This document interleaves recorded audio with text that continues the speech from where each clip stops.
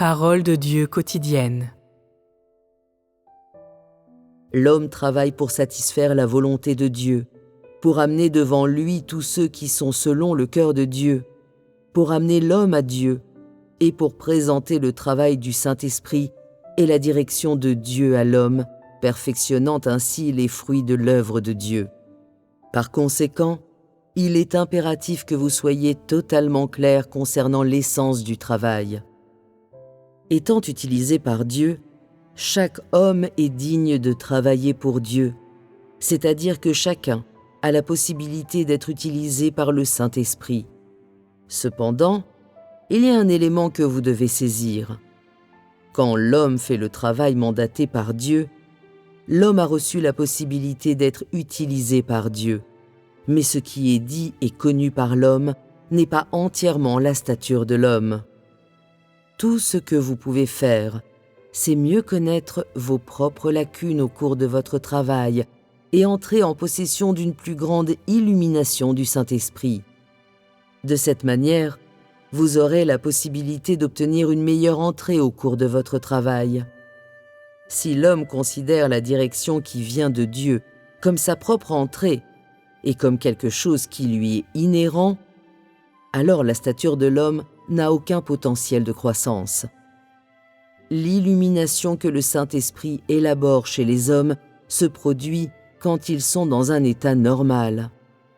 Dans de tels moments, les hommes font souvent l'erreur de percevoir l'illumination qu'ils reçoivent comme étant leur propre stature réelle, parce que la manière dont le Saint-Esprit éclaire est exceptionnellement normale, et il fait usage de ce qui est inhérent à l'homme.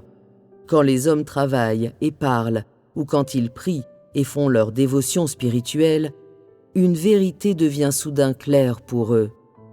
En réalité, cependant, ce que l'homme voit n'est que l'illumination du Saint-Esprit et ne représente pas la vraie stature de l'homme.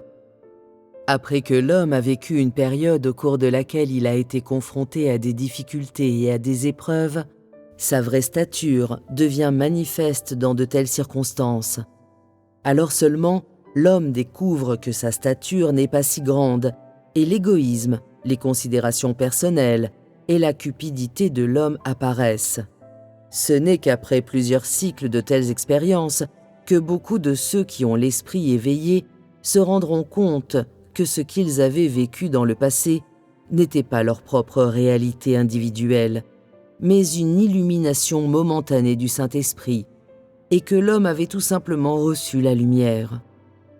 Quand le Saint-Esprit éclaire l'homme afin qu'il comprenne la vérité, c'est souvent d'une manière claire et distincte, sans explication sur la façon dont les choses se sont produites ou sur la direction qu'elles prennent. C'est-à-dire que plutôt qu'intégrer les difficultés de l'homme dans cette révélation, il révèle la vérité directement. Quand l'homme se heurte à des difficultés dans le processus de l'entrée et intègre alors l'illumination du Saint-Esprit, cela devient l'expérience réelle de l'homme. Par conséquent, au même moment où vous recevez l'œuvre du Saint-Esprit, vous devriez attacher encore davantage d'importance à votre entrée, prêtant attention à l'œuvre du Saint-Esprit et à votre entrée, tout en intégrant le travail du Saint-Esprit dans votre entrée, afin d'être perfectionné par le Saint-Esprit de bien des façons et de telle sorte que l'essence de l'œuvre du Saint-Esprit puisse vous marquer. Au cours de votre expérience de l'œuvre du Saint-Esprit, vous en viendrez à connaître le Saint-Esprit et aussi à vous connaître vous-même. Et au milieu de tant de cas d'extrême souffrance, vous développerez une relation normale avec Dieu. Et votre relation avec Dieu deviendra plus étroite de jour en jour. Après d'innombrables expériences d'émondage et d'épurement, vous développerez un véritable amour pour Dieu. Voilà pourquoi vous devez comprendre que la souffrance, les coups et les tribulations ne sont pas à craindre. Ce qui est angoissant, c'est de n'avoir que le travail du Saint-Esprit sans votre entrée. Lorsque viendra le jour où l'œuvre de Dieu sera terminée, vous aurez travaillé pour rien. Même si vous avez expérimenté l'œuvre de Dieu, vous n'aurez pas appris à connaître le Saint-Esprit, ou n'aurez pas reçu votre propre entrée.